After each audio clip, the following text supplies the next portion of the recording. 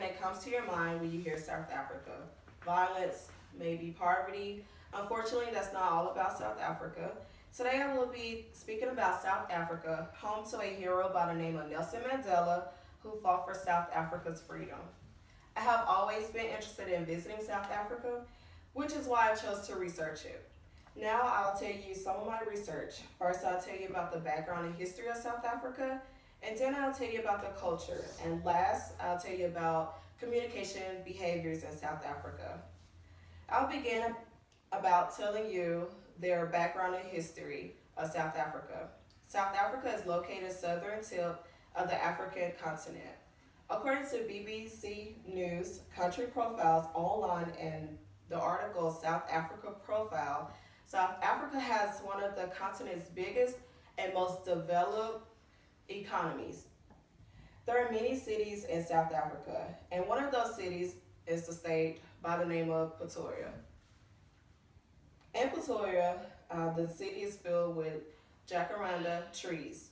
According to Culturegram in the article Republic of South Africa, in the section Did You Know, in 2010, South Africa became the first African nation to host the Soccer World Cup.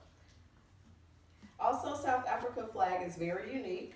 The colors represent the nation rainbow of people. Inside of the flag, there is a green Y located in the middle of the flag. The Y design symbolizes the nation of groups that form South Africa. Not only is South Africa one of the largest continents, it also has an interesting culture.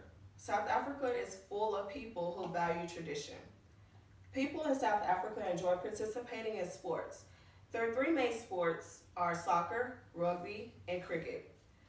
White South Africans prefer rugby and cricket, while black South Africans mostly follow soccer. However, South Africans of all backgrounds cheer when fellow citizens win an international event. South Africa holidays are very similar to America's holidays. They do celebrate Christmas, Easter, and New Year's Day. Most South Africans celebrate Christmas by going to a church service, which they get together afterwards and they join each other and enjoy a Christmas meal. Black South Africans, they may slaughter a sheep, which that marks a special occasion. Another fact about South African culture is that they tend to be polite and hospitable. Guests are usually served with refreshments. It's impolite to refuse them, and it's also polite to accept second helping of eating a meal.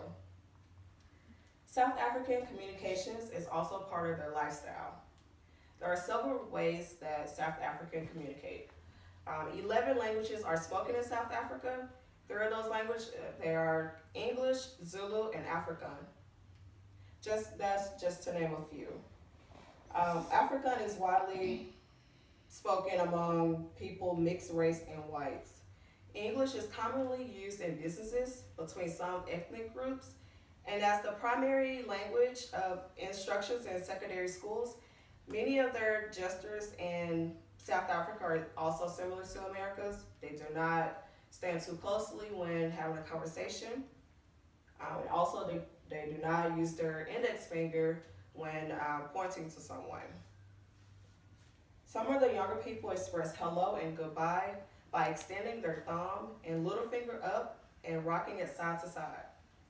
I shared a few points with you about South Africa, and I hope you are excited to learn about more. First, I told you about South Africa background and history, and then I told you about their culture. Last, I had explained about their communication behaviors. Remember, South Africa is not just about poverty and violence. South Africa is filled with beautiful culture and kind people. So I hope my speech gives you a different outlook on South Africa and even makes you consider visiting one day. Thank you.